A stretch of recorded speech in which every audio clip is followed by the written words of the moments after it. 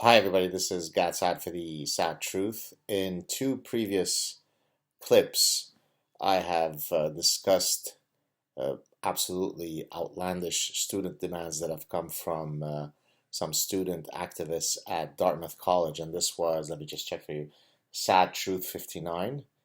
And then more recently, I had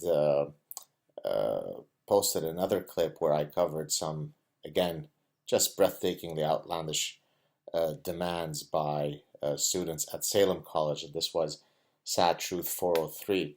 So, continuing in that tradition, today I'd like to discuss some demands that I just read on the website Campus Reform, uh, where they were looking at demands that were uh, made by some University of Chicago student organizations.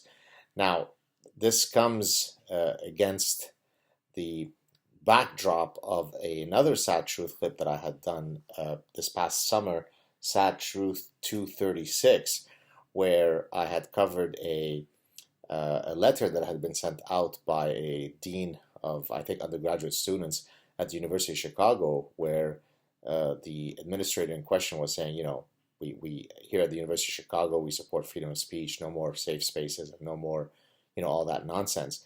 And I had covered that particular position taken by this courageous administrator because it is so rare for administrators to actually push back against this lunacy. Well, apparently, uh, his position did not stop these uh, student organizations at University of Chicago to come out with their own lunatic list.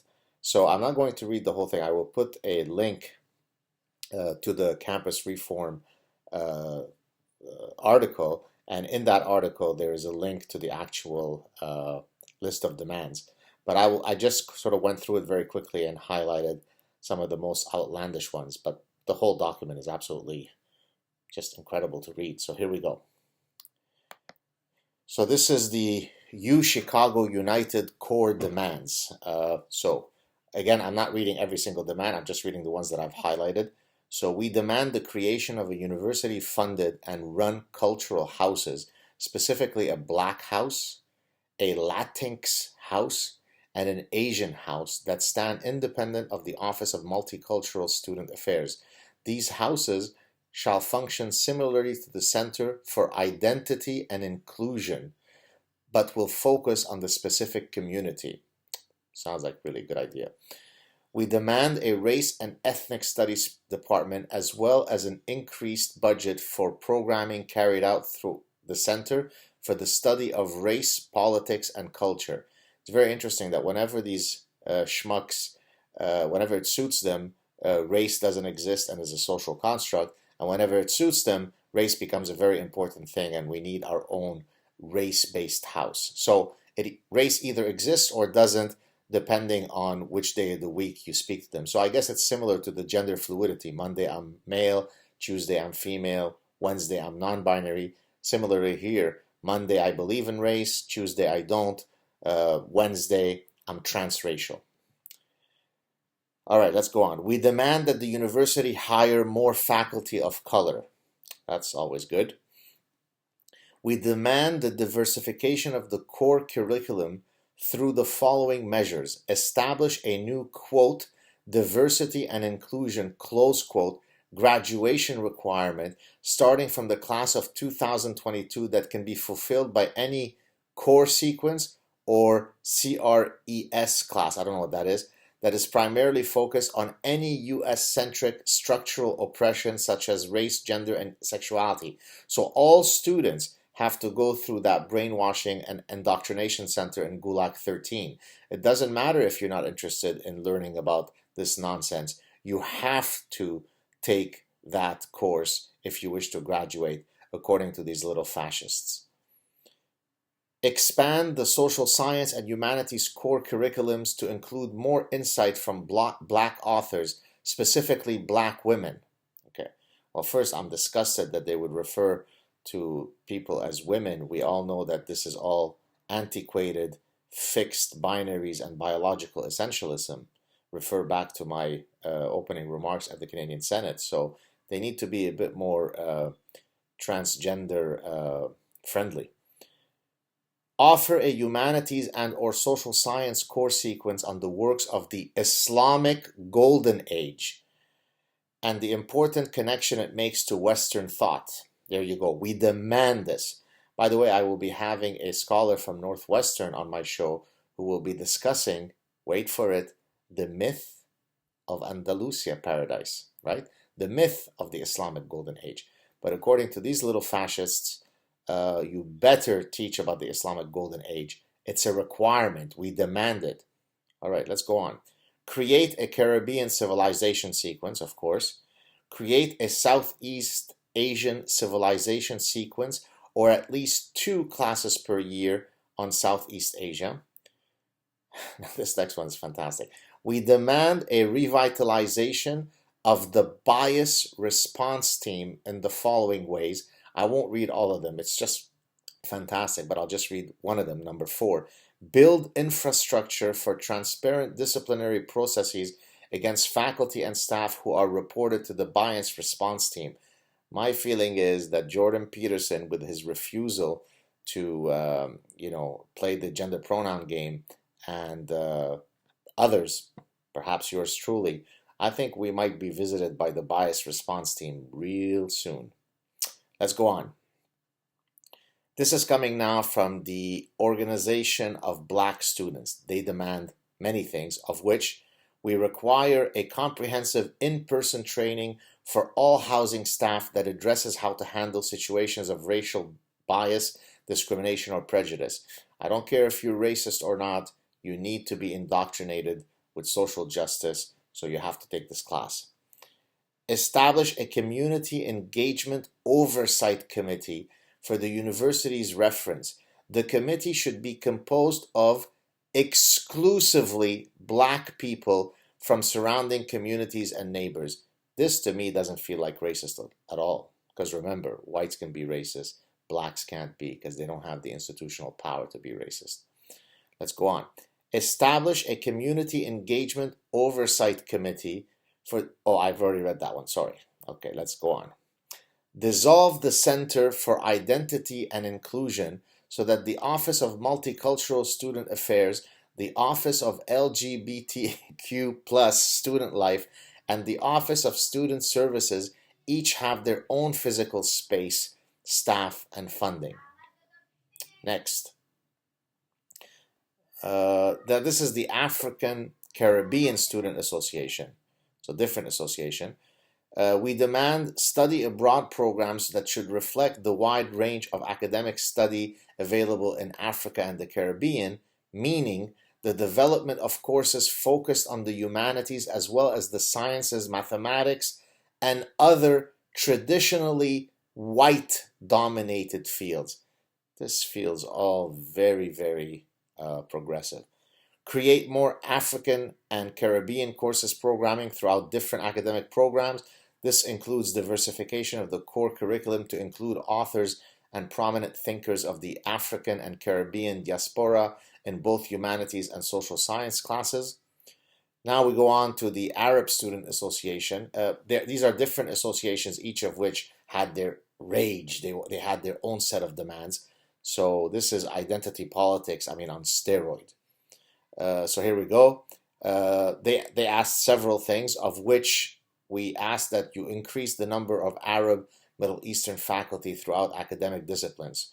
After all, how could I study differential equations or neurosciences or consumer psychology or formal languages and computer science if I don't see other short atheist Lebanese Jews as professors? How can I relate to the material if I don't see my own identity reflected in the professors who are teaching me, right?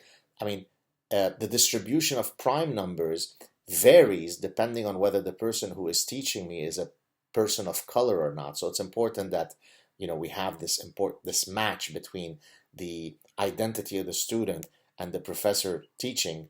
Otherwise, it might be difficult to master the material. All right, let's go on. This is the Pan-Asia Solidarity Coalition demands of the University of Chicago the following. Many things, I'll just point to a few. Add one short answer question to course evaluations for students to comment on the degree of diversity and inclusion in both the coursework and the class environment. So, if you're taking my psychology of decision making class, or my evolutionary consumption class, or my consumer behavior class, the students will get to now assess whether I was sufficiently in line with diversity and inclusion. So again, think about my opening remarks at the Canadian Senate. If I talk about sexual selection, evolved sex differences, evolutionary psychology, all of the things that are the most fundamental principles in evolutionary biology, certainly as relating to humans and or other sexually reproducing species, one could easily argue that I wasn't diverse, I wasn't inclusive. I didn't talk about transgendered sex and what are the mating preferences of the non-binary, and so I could easily fail on that question. But of course, the lobotomized Canadian senators who scoffed and laughed mockingly, they've got the good pulse on reality. All right, let's go on. Release an annual report detailing the number of minority faculty members in each department, number of minority graduate students teaching classes, and the number of minority students in each of the schools, and the number of CRES and gender studies classes offered that year. There you go.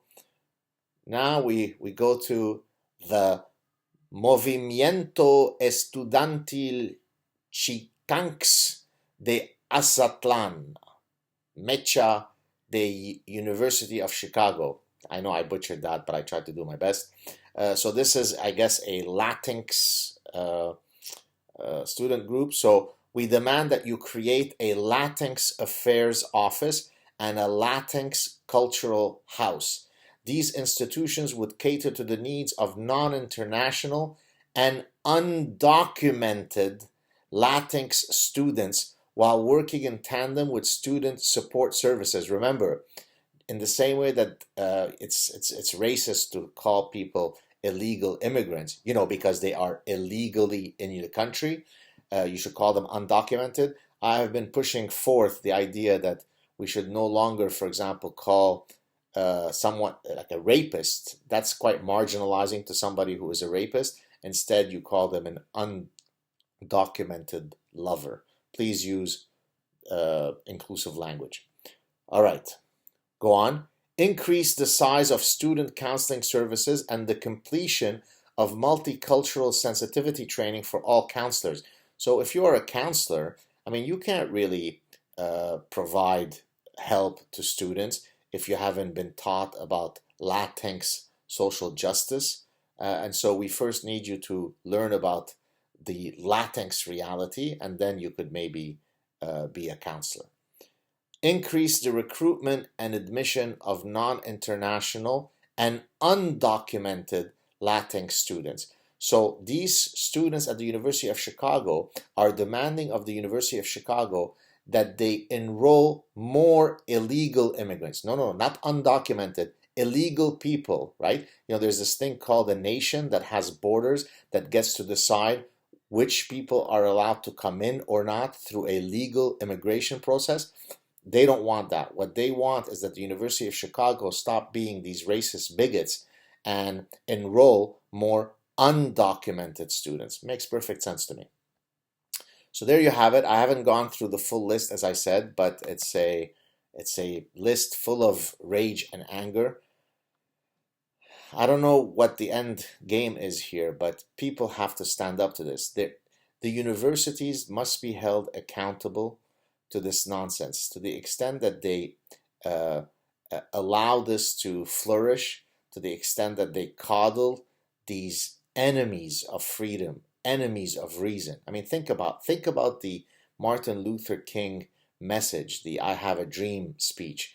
I hope to one day, there be a world where my children and all individuals will be judged based on the strength of their character and so on. Well, every single one of these student organizations starts off with the premise that is perfectly antithetical to every single thing that made Dr. King the great man that he was, where he is trying to eradicate identity politics, where he's saying, judge each person, each individual by the merits of their personhood. These idiots, these buffoons, these enemies of classical liberalism are dismantling all that.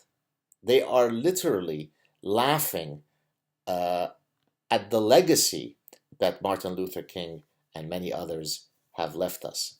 So there you have it, folks. Maybe you want to write to the University of Chicago and tell them what you think of this.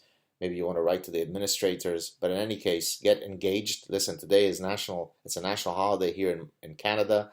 I could have easily just continued spending the day with my family, but I got online, saw this craziness, and I decided to make this clip. So we all have a voice. Get engaged. I wish you all a great week. I'll talk to you soon. Ciao.